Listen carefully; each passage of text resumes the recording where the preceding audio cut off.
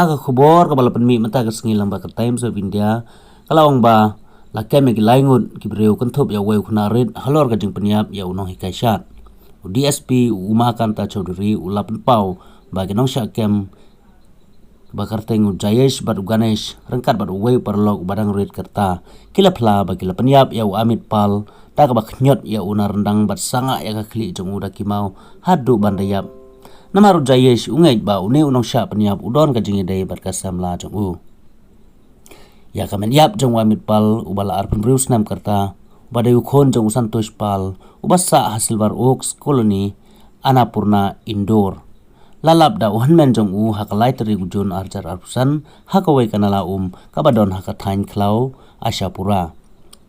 Maria poya kate ka jaka kipulit ka simrol kela register case bat sedang ru ya kajing tokit kat kum ke kendon Shispa Lai Wei jong ka Indian Penal Code hadin balalap bakadei ka kampanya breu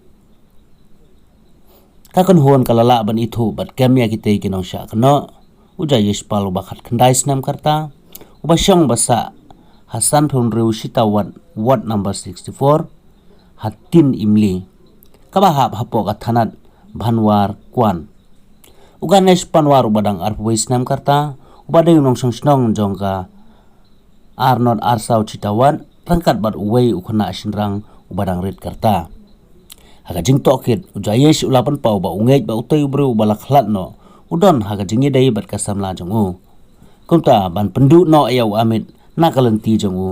ujayesh rangkat bat Uganesh baru perlok badang red jongki kila pengop yaw Amit manilai dikiat hapo kawai kaklau kabakateng Ashapura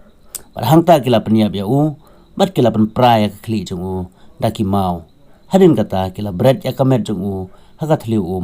bat kila tab ya ka daki mau